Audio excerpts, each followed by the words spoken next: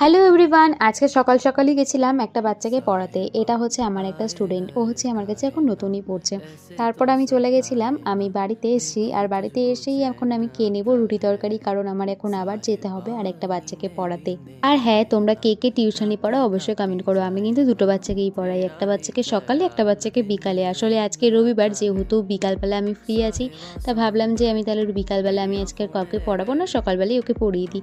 আমি সকালবেলায় চেষ্টা করি রবিবার দিনকে পুচকিটাকে পড়িয়ে দেওয়া। ও হচ্ছে আমার কাছে 10 মাস ধরে পড়ছে, অনেক দিন ধরে পড়ছে। ওর আমি অনেক ওল্ড ম্যাম আর কি।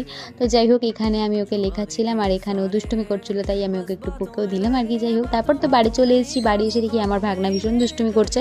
কি বলতো, বাচ্চাদের নিয়ে না আর পারা যায় না, যখন যা মাথায় চাপে সেটাই করবে। এক্ষুনি নাকি গেম খেলছিল, গেম খেলতে খেলতে হঠাৎ মনে হয়েছে মাছ ধরবো, মাছ ধরতে চলে এসেছে। আর কতগুলো মাছও ধরে ফেলেছে, দেখতেই পাচ্ছ তোমরা। আর এখানে আমিও বেশ ওদের সাথে দুষ্টুমি করছিলাম, বারবার ভয় দেখাচ্ছিলাম যে দাঁড়া, তোর মা আসুক, আমি তোর মাকে বলবো। তারপর আর কি স্নান টান করে দুজন মিলে চলে গেছিলাম নিমন্ত্রণ বাড়ি। নিমন্ত্রণ বলতে স্যারের ব্যাচে আজকে নিমন্ত্রণ ছিল, তো ওইখানেই গেছিলাম, খাওয়া দাওয়া ছিল। তারপর বাড়ি চলে আসলাম, এসে দেখি ওরা এখনও এখানে দাঁড়িয়ে দাঁড়িয়ে দুষ্টুমি করছে। তো চলো, এই ছিল ছোট্ট একটা মিনি ব্লগ। ভালো লাগলে লাইক, কমেন্ট, শেয়ার।